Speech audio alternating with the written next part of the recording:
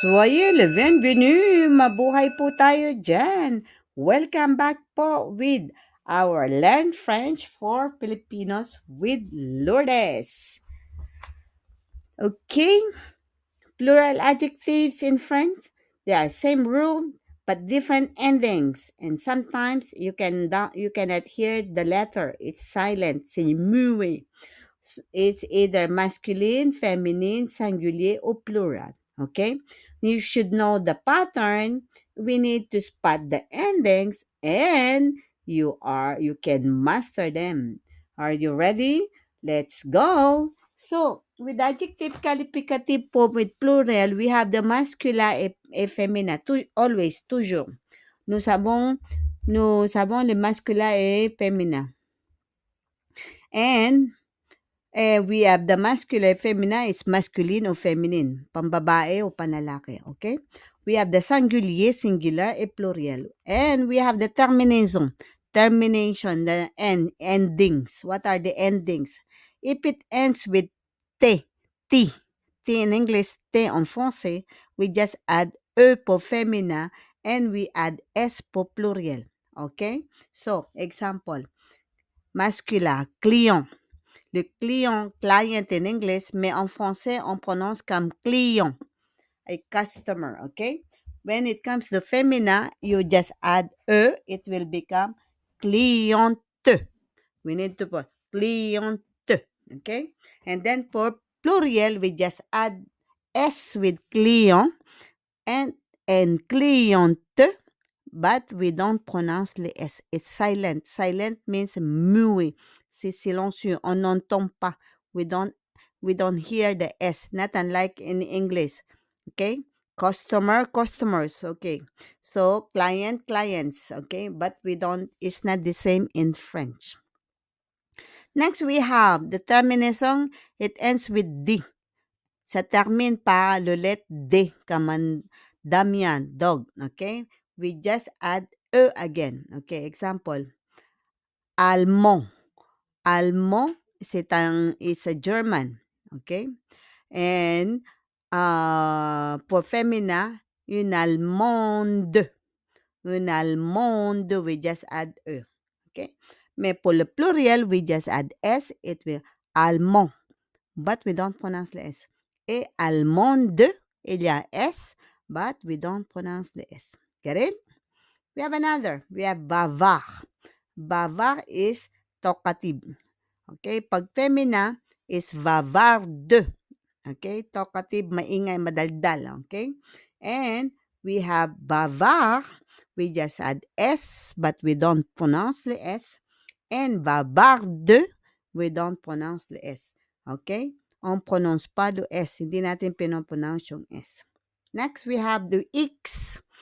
X, if masculine, it ends with X. For femina, it will end with SSE or WSE. Okay? Okay, example, Rue.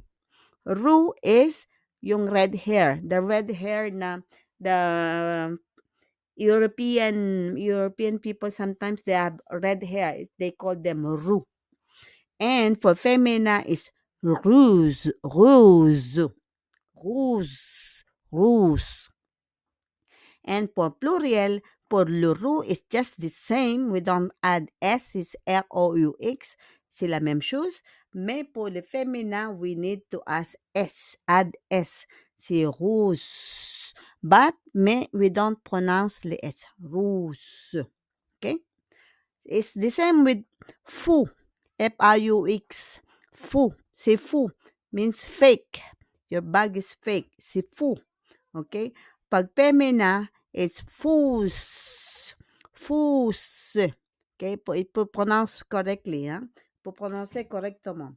And then, pour pluriel, it's just the same with fou comme de roux.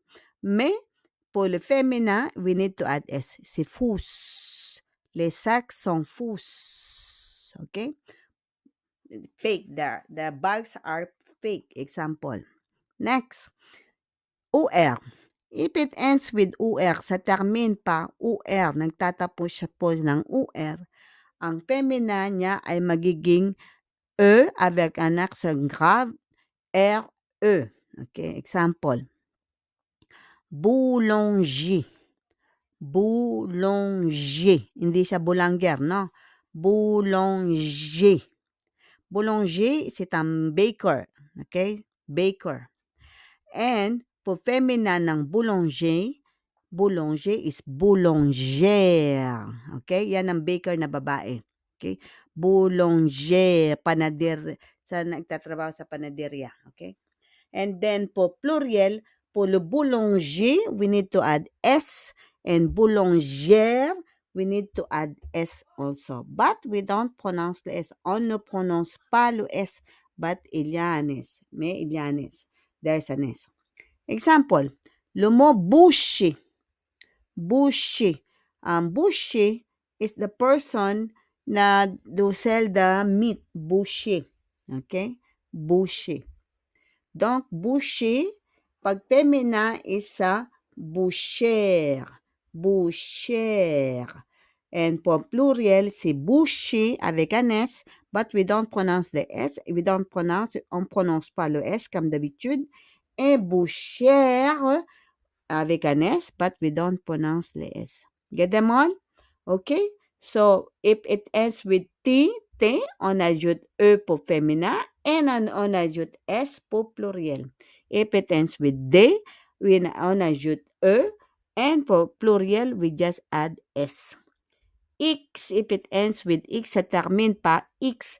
Pour masculin, pour féminin, ça termine par SSE. Okay? Matatapos. So, okay? And pour UR, it will termine par, pour féminin, c'est E avec accent grave, RE, and we just add S. Get them all? Okay, let's have examples later so that you will know the difference among them. Okay, merci beaucoup. Okay, let's have examples with our adjective and with the noun. Okay, like for example, we have the sentences, les phrases. Nous avons les exemples. Le mot bavard. Bavard pour masculin, bavarde pour féminin, it means talkative, madaldal, okay? Next, example. Le garçon est bavard. Okay, the boy is talkative, madaldal ang lalaki. But pour le féminin, la fille est bavarde. Okay, you need to pronounce E à la fin. On prononce un peu de E so that they will know it's a woman or femina. Okay? La fille est bavarde. Okay? Madaldal ang babae o the girl is talkative. Okay? So, look. Le is masculin. La, c'est féminin. Garçon, c'est masculin. It's a boy. Fille, it's a girl. Et singular is bavard. Bavard masculin et bavarde pour le féminin. Get it? What about pluriel? Plural. Regardez. Les enfants sont bavards ou bavardes. Okay? Okay, like for example, les enfants. When we say les enfants, they are all kids. Sont bavards because les enfants, the kids, the children are talkative. Okay? Okay? Sont bavards. Donc, we need to add S. But when you say the girls, les filles sont bavardes because les filles, the girls are many, les filles avec un S, so they are bavardes, we need to add OS because they are feminine. Get it? It should accord. Ça accorde avec le sujet, avec l'adjectif. Get it? So, le, la et les. Le masculin, la c'est féminin et les c'est pluriel. Le garçon, c'est un masculin. Fille, c'est féminin, seul, singulier. Et les enfants, c'est pluriel. And then it depends on your verb être. Okay? The verb is or are, et or sont. And then pluriel. Get them on? Okay, merci. Next, we have almond et allemande. Allemand. Allemande. German. Pag country, Aleman. In French, no, Aleman, Germany. Aleman. Pero pag it's the person, Allemand et Allemande. Okay? Example. Il est allemand. Il est allemand. On prononce pas le D, hein? We don't pronounce le D really, hein? Allemand. But for femina, because there's a D, it's here that you're going to use the D. Elle est allemande. Elle est allemande. She's a German. Okay?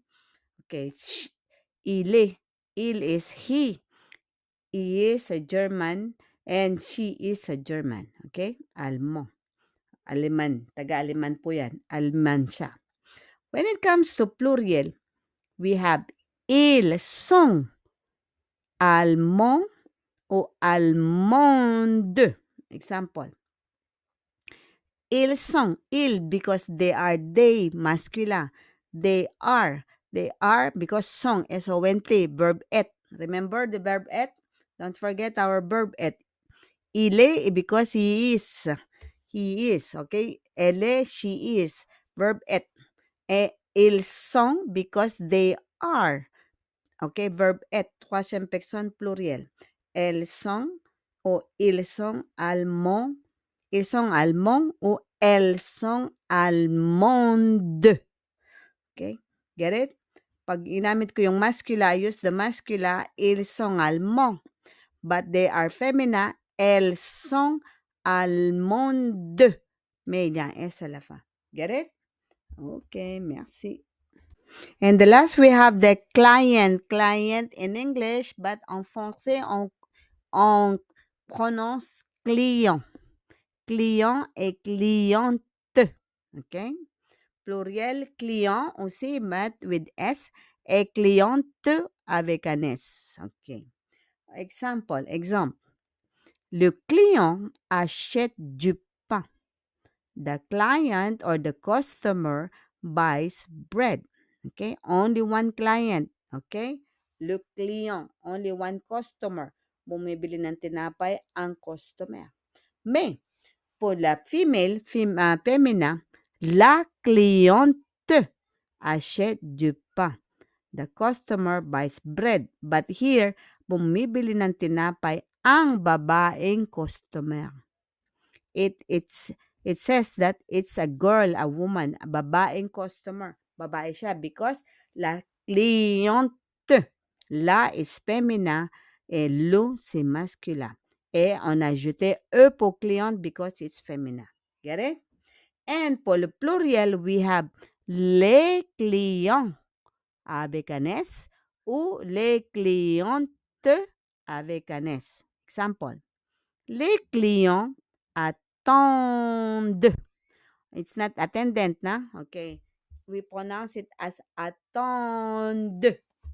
O-N-T. Because O-N-T, troisième personne pluriel, we add O-N-T.